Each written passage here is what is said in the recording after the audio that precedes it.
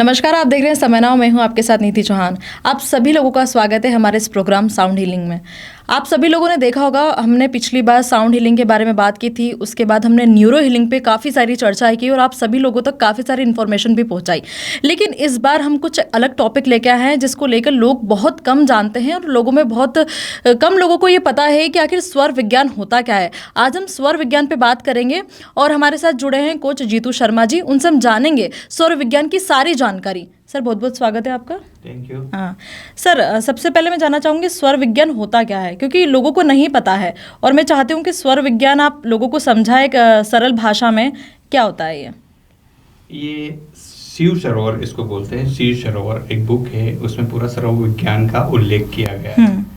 जैसे भागवत गीता में श्री कृष्ण ने अर्जुन को पूरे जो संदेश दिए थे, वैसे ही शिव सरोवर में शिव जी ने पार्वती को स्वर विज्ञान के बारे में पूरी जानकारी दी गई है। तो ये पूरा स्वर विज्ञान शिव जी एंड पार्वती जी के बीच की एक वार्तालाप है। अच्छा। हमारे हमारे जनरेशन है वो कैसे रहे, वो शिव पार्वती जी ने अपने चाहने वालों के लिए पूरी शिव जी ने पार्वती जी को बताया है कि स्वर विज्ञान क्या होता है। तो ये पूरा उल्लेख उसमें किया गया है। तो किस तरीके से इसको किया जाता है? जब पार्वती जी ने शिव जी को बोला कि जो हमारे अनुयायी हैं वो स्वस्थ कैसे रहें, खुश कैसे रहें, उसकी आप कुछ विधि बताओ, क्योंकि वो हमारे तक आ नहीं सकते, हमारे तक पहुंच नहीं सकते। तो शिव जी ने पार्वती जी को सारी विधि बताई कि हम सांसों के द्वारा हमारे शरीर को स्वस्थ रख सकते हैं, हमारे दिमाग को स्वस्थ रख सकते हैं और फिजिकली रूप से आप अच्छे से मेंटेन हो सकते हो। आपको चिंता, डर, परेशानी सब चीजों से दूर रह सकते हो हम अगर हमारे स्वर को साध ले। स्वर मतलब सांसें। हमारे सांसों को साध लेंगे ना हम, तो हम पूरी तरह से स्वस्थ अच्छी तरह से अपना जीवन का यापन कर पाएंगे। तो ये अपने भक्तों के लिए शिव जी ने पार्वती जी को पूरी चीजें बताई हैं। स्वर विज्ञान कितने प्रकार का होता है? स्वर विज्ञान तो प्रकार एक ही होता है। स्वर मतलब ब्रीथ, आपकी ब्रीदिंग। अब ब्रीदिंग का कैसा है कि स्वर विज्ञान सबसे पहले होता था स्वर विज्ञान होता कैसा। हाँ। स्वर विज्ञान मतलब हमारे शरीर के अंदर 72,000 नाड़ियां हैं। जो 72,000 नाड़ियां हमारे पूरे शरीर को संचालित करती है। उनमें से 3 प्रमुख नाड़ी होती है, ईड़ा, पिंगला एंड सुषुम्ना।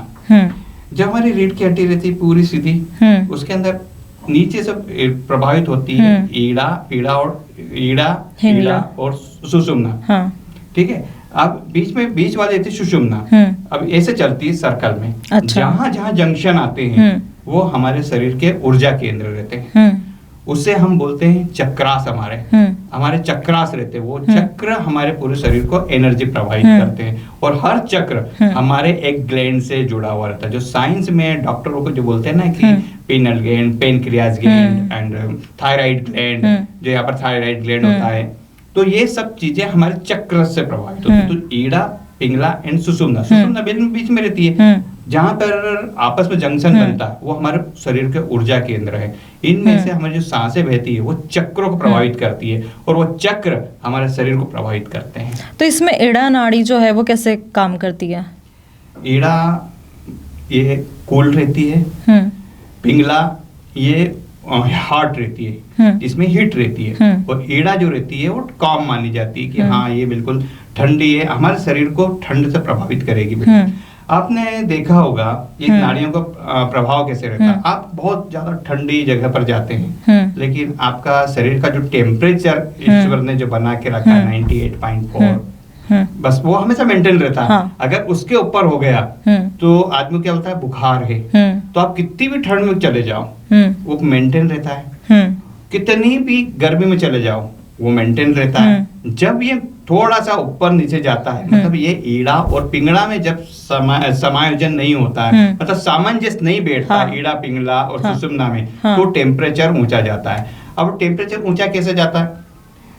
जब ईड़ा पिंगला में सामंजस्य नहीं बैठा है तो उस वक्त हमारे शरीर का कोई ना कोई अंग थोड़ा सा डिस्टर्ब हुआ तो क्या होता है, ईड़ा और पिंगला में सामंजस्य नहीं बैठा। अच्छा। तो सीधा टेम्परेचर को मेंटेन नहीं करेगा। तो आपको देखा होगा कि अगर कोई सी भी बीमारी होती है, थोड़ी सी बड़ी वाली होती है, आपका पेट में वायरल इन्फेक्शन भी हुआ तो सबसे पहले फीवर आता है। आदमी जांच करता है, फीवर है ना, तो फिर जांच कराने भेजता है कि चलो जांच करवा। नॉर्मल फीवर होता तो ठीक है, चल जाता। तो अंदर की जो सारी चीज हमारे शरीर के टेम्परेचर को प्रभावित करती है, और ये ईड़ा, पिंगला और सुषुम्ना हमारे शरीर के टेम्परेचर को मेंटेन करके रखती है। -3 में भी चले जाओ, -9 में भी चले जाओ, हमारा शरीर का टेम्परेचर वही रहता है। मतलब सुषुम्ना का मेंटेन करने का काम होता है। ईड़ा, पिंगला और सुषुम्ना का हमारे शरीर के टेम्परेचर को मेंटेन करने का काम होता है। ईड़ा टेम्परेचर ठंड को काम रहती है बिल्कुल, और पिंगला है वो हार्ट रखती है, मतलब बैलेंस करते हैं हमारे पूरे शरीर को। और सुषुम्ना इन तीनों सुषुम्ना है, ये इन दोनों की रानी है एक तरीके से बोला है। इन्हीं के ऊपर दोनों चक्र मैंने बताया ना, इनके ऊपर ही आसपास लिपटी रहती है एक सर्प की भांति। तो ये तीनों का काम सेम रहता है, पर ये काम ज्यादा नहीं करती है, केवल एक्टिव सुषुम्ना कब एक्टिव रहती है। आप क्वेश्चन सुषुम्ना के बारे में एक अलग से पूछना कि ईड़ा कब एक्टिव रहती है, पिंगला कब एक्टिव रहती है और सुषुम्ना कब एक्टिव रहती है, तो फिर मैं इसमें क्वेश्चन का जवाब ठीक से दूंगा। ठीक है। अच्छा, जो सामान्य व्यक्ति रहता है वो स्वर विज्ञान कैसे अपने जीवन में उतार सकता है, कैसे सीख सकता है उसको? सामान्य व्यक्ति को पहली बात तो मैंने शायद आपके इसी चैनल पर पहले भी बोला था कि हम हमारी सांसें लेना भूल चुके हैं। हम अच्छी तरह से सांस नहीं ले पाते, हम पूरी गहराई से सांस नहीं ले पाते।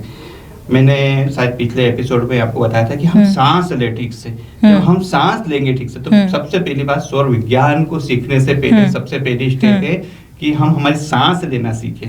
जैसे हम लिखने सकते कि अपना इंदौर लिखना चाहते तो पहले अनार का तो लिखते आए हमको, फिर प लिखता है, फिर न लिखता है, न के बाद फिर आ की मात्रा कैसे लगाई जाती, अगला स्टेप क्या होता है आ की मात्रा, फिर इन और कठिन होता है, फिर बिंदी कैसे लगाई थी, फिर न आधा और दौर। तो ये सीधे सीधे जब इंदौर है ना, या अगली बहुत ज्यादा ऊंची वाली स्टेज है स्वर विज्ञान की, पहले अ प ना ई न तक पहुंचे।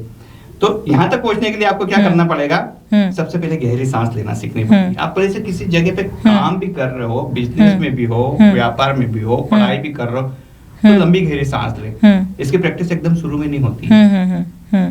जैसे हम कार चलाना सीख रहे हैं, तो कार चलाना सीख रहे हैं तो हमारा माइंड कैसा रहता है, कभी क्लच पे जाता है, कभी एक्सीलरेटर पे जाता है, कभी स्टीयरिंग पे जाता है, कभी सामने वाले मिरर पे जाता है। लेकिन जब उसका सामंजस्य बैठ जाता है तो हमें कुछ नहीं देखना पड़ता, अपने आप ही स्मूथली गाड़ी चलती है।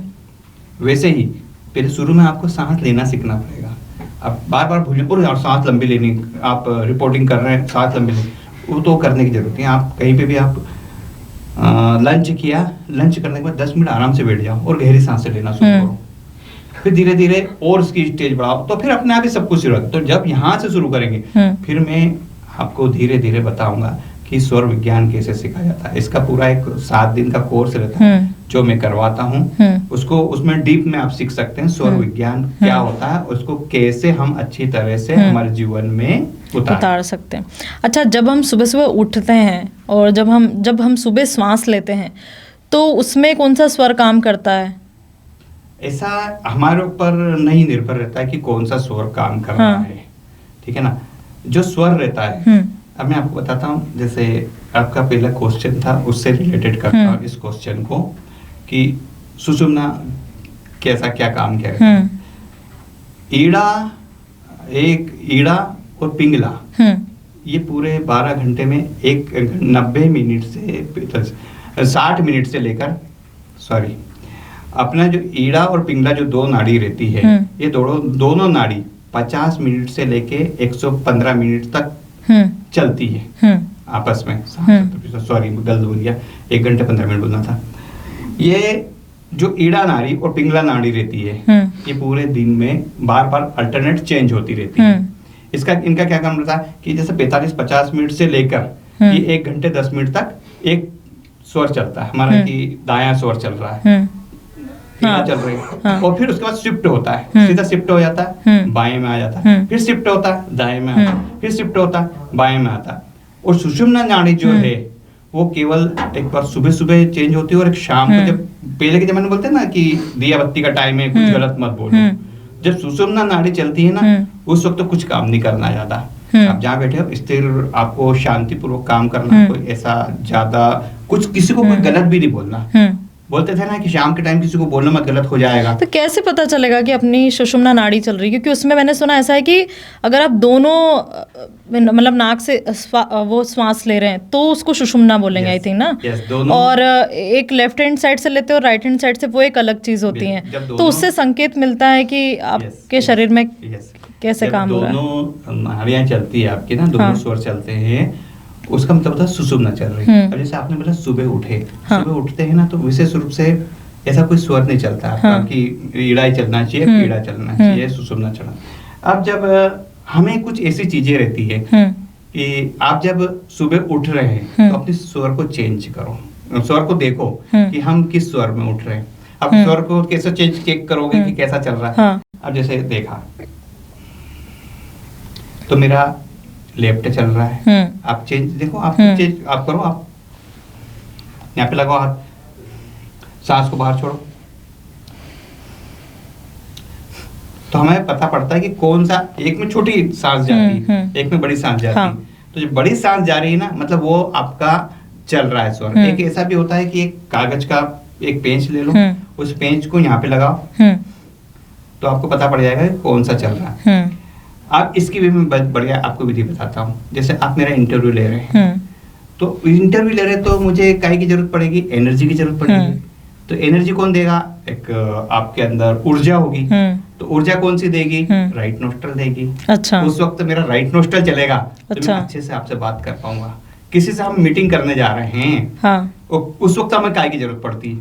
हमें उस वक्त जरूरत पड़ती है कि हम अच्छे से, हमें एनर्जी से बात करें। जब हम उससे अच्छे से एनर्जी से बात करेंगे तो हमसे प्रभावित होगा, तो उस वक्त हमारा राइट नोस्ट्रल चलना चाहिए। अच्छा। ठीक। जब हम एक्सरसाइज करने जा रहे हैं, जब एक्सरसाइज कर रहे हैं तो हमें काय की जरूरत पड़ रही है? ऊर्जा की जरूरत पड़ रही है, तो हमें राइट नोस्ट्रल चलना पड़ेगा। हम जब किसी काम जगह पे बैठे हैं और बिल्कुल शांति चाहिए, तो हम कौन सा चाहिए? लेफ्ट नोस्ट्रल चलना चाहिए। अच्छा। तो वो लेफ्ट नोस्ट्रल चलेगा तो हम उस वक्त, हम एक बात, मैं आपसे समझौता करने जा रहा हूँ, किसी चीज से मेरा आपसे झगड़ा हो गया, किसी रिलेशनशिप में किसी का ब्रेकअप हो गया, लेकिन बात करने जा रहा हूँ, और उसका दोनों का अगर राइट नोस्ट्रल चल रहा है तो लिख के रख लीजिए, उनका कभी भी रिलेशन वापस नहीं बढ़ेगा। अगर उनका लेफ्ट नोस्ट्रल का सांस चलता रहा तो उनके रिलेशन ठीक होने के चांस कई गुना बढ़ जाएंगे, क्योंकि उस वक्त काम रहेगा ना, वो गुस्सा नहीं आएगा। अच्छा। गुस्सा नहीं आएगा, तनाव भी नहीं रहेगा, पैरासिम्पेटिक नर्वस सिस्टम की स्थिति में पहुंच जाएगा वो, फाइट एंड फ्लाइट मोड में नहीं रहेगा कि मुझे तो नहीं, तो क्या होगा कि सामने वाला जरा सा कुछ बोलेगा वो झगड़ा कर लेगा। तो उस वक्त हमारा स्वर लेफ्ट का होना चाहिए। किसी से ऐसी बातें करते जा रहे तो किस वक्त हमारे राइट का होना चाहिए। तो ये कैसे हमारे कंट्रोल में होगा कि राइट ही चलना चाहिए? यही तो मैं सिखाता हूँ, आप भी कर सकते हैं, कुछ नहीं है। अब जैसे मैं आपको बताता हूँ, पहले तो मैं बताता हूँ, जैसे आप एक चीज प्रैक्टिस करना शुरू कीजिए, मतलब नॉर्मल प्रैक्टिस बताता हूँ, इसकी बहुत सारी प्रैक्टिस हैं। आपका दिन बहुत अच्छा जाना शुरू होगा अगर 5-7 दिन कर ले आप, भगवान के दया सबके अच्छे दिन जाते हैं, और अच्छा दिन जाना शुरू होगा।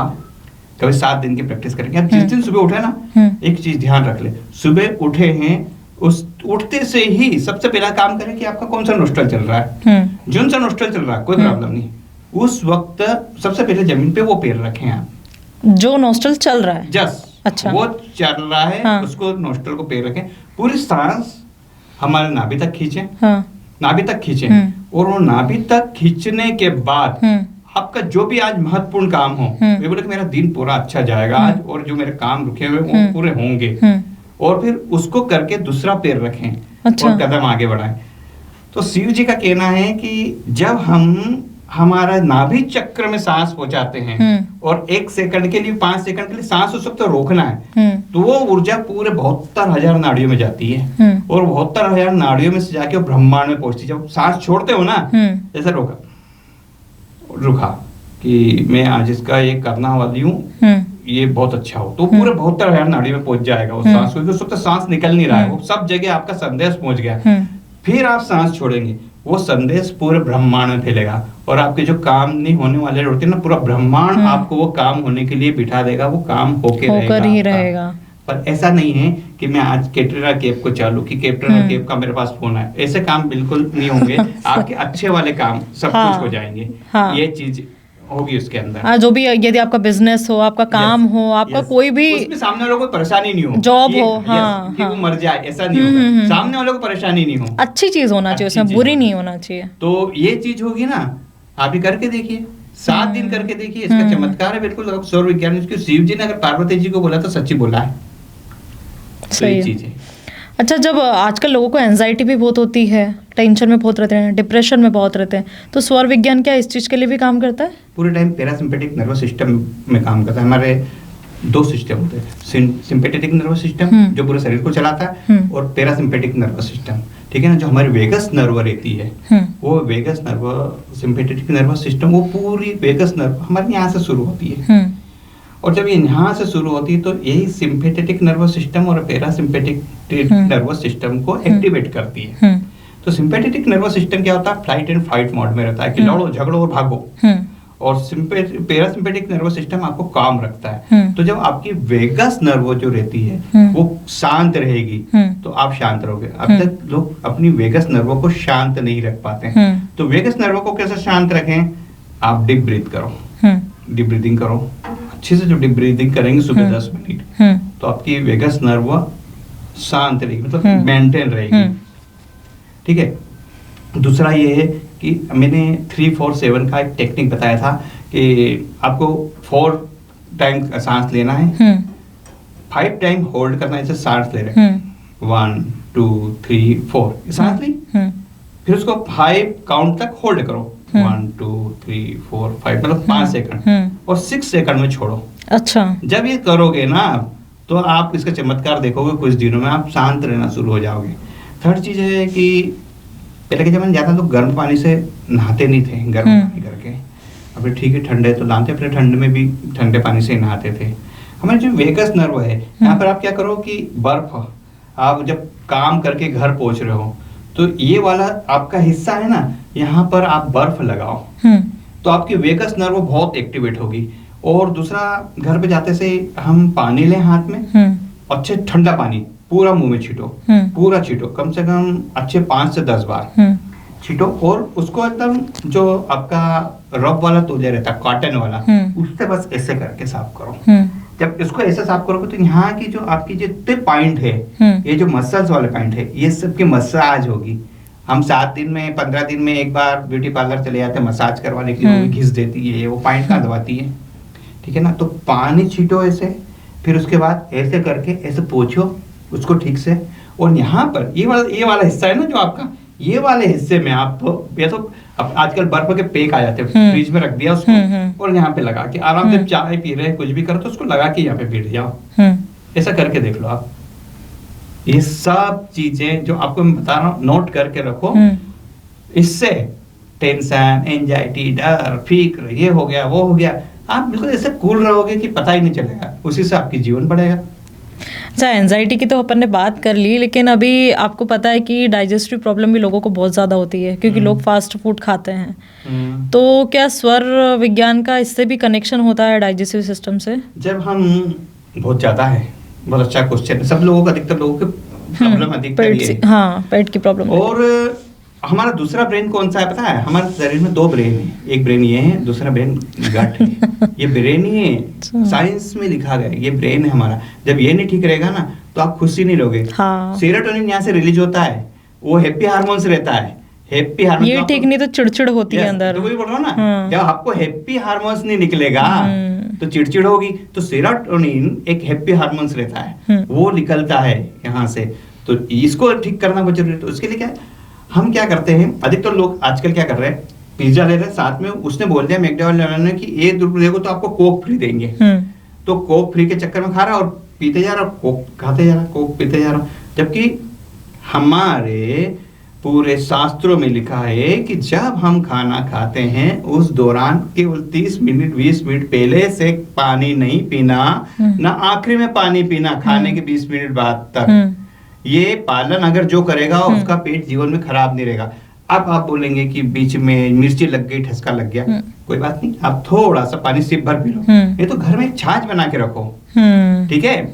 पुराने जमाने में मटकों में छाछ भरी रहती थी, आदमी आता था मटके में डाला, पंजाब में तो अभी भी छाछ का मटके भरे रहते हैं, ये पिया और पी लिया। आप वो छाछ भर के रखो, ठीक है, जरा सा खाया, कुछ छसका लगे तो छाछ का सिप पियो, पानी नहीं, क्योंकि हमारी जठराग्नि जब जलती है अंदर, अब आपने एक आग जलाई और कुछ खाना पका रहे हैं उसमें, और उसमें अगर आपने पानी डाल दिया तो उसमें धुआं निकलेगा, खाना पकेगा, खाना आधा कच्चा रह जाएगा ना। तो आप खाना खा रहे हैं ना, तो खाना खा रहे हैं तो उसको तो पानी नहीं पिए। दूसरा चीज, खाना खाने को पचाने के लिए कौन से अंदर से ऊर्जा की जरूरत पड़ती है, काम तो लेना नहीं है आपको, तो आपका कौन सा नोस्टल चालू रहना चाहिए, बताएं। राइट। यस, आप भी सीख गए अभी। अब कैसे सीखेंगे, आप सीख गए कि राइट चालू रहना चाहिए। अब राइट को कैसे चालू रखेंगे, अब बात आती है राइट को कैसे चालू रखेंगे, मैं बताता हूँ आपको। जैसे आपने, अब बस एक सिंपल विधि बताता हूँ। आप खाना खाने बैठ रहे हैं ना, तो उस वक्त बहुत सारी विधियां हैं, इसकी टेक्निक थोड़ी सी टफ हैगी, तो एक सबसे सिंपल विधि ये है, धीरे धीरे प्रैक्टिस में आएगी। खाना खाने बैठ रहे हैं, राइट चालू करनी है, आपकी लेफ्ट चालू है, तो लेफ्ट को बंद कर दो, राइट से ले सांस, राइट से छोड़ो, राइट से ले, राइट से छोड़ो, राइट से ले, थोड़ी देर में आपकी राइट शुरू हो जाएगी। तो आपने स्वर चेंज कर लिया अपना। अच्छा, स्वर चेंज कर लिया, ऊर्जा में थोड़ी देर करने के बाद वो ऑटोमेटिक फिर उसी फॉर्म में आ जाएगी, ऐसा? आ जाएगी, अच्छा। उस फॉर्म में चलेगी। फिर जब तक आप खाना खाओगे 20-25-30 मिनट उसी फॉर्म में चलेगी। आप खाना खा लो, जब खाना खा लेंगे तो उसके बाद वो फिर आपका स्वर ये हो गया, तो उसमें ऊर्जा रहेगी तो खाना अच्छे से डाइजेस्ट होगा, तो आपके अंदर ऊर्जा रहेगी तो डाइजेस्ट होगा और आपका खाना अच्छे से पचेगा। तो ये स्वर विज्ञान का कमाल है, ये है।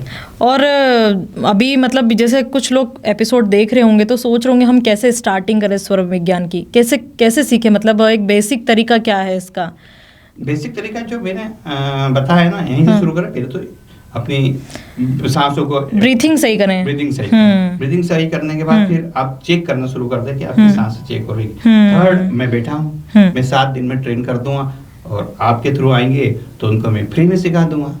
और वैसे मेरी इसकी फीस है, वो फीस आपके यहाँ से कोई आप कुछ चीज बता देना कि आप ये करेंगे, इसको लाइक कर दिया या कुछ भी कर दिया, आप अपनी तरफ से बना दे, वो मुझे पास आएगा आपकी तरफ से। आपको कोई कमेंट्स करेगा, उसमें कमेंट्स आए, उसमें उसका नंबर दिखा रहा, आप मुझे बताएंगे तो मैं इनकी क्लास ले लूंगा। अच्छा, ठीक है सर, इतनी सारी जानकारी देने के लिए बहुत बहुत धन्यवाद। तो आप सभी लोगों ने देखा कि स्वर विज्ञान होता क्या है और ये कैसे काम करता है। अभी शुरुआत में मैंने बताया था कि कई लोगों को नहीं पता होता है कि स्वर विज्ञान क्या है, और ये हमारी चीज़ें पुरानी हैं लेकिन लोग अब उसको फॉलो नहीं करते हैं। तो कुछ लोग होते हैं जो इस चीज़ को बताते हैं दूसरे लोगों को कि कैसे ये काम करता है, इससे हमारे जीवन में कैसे शांति आती है। तो आप भी स्वर विज्ञान से रिलेटेड कोई भी क्वेश्चन अगर पूछना चाहते हैं तो हमें कमेंट बॉक्स में मैसेज करके पूछ सकते हैं। बाकी अगले एपिसोड में आपसे मुलाकात होगी और एक नया टॉपिक लेके हम आपके पास आएंगे। देखते रहिए समय नाउ। नमस्कार। प्योर एश्योर दूध और घी, माँ के प्यार सा, मिलावट से दूर, भरोसे से भरपूर, प्योर भी श्योर भी।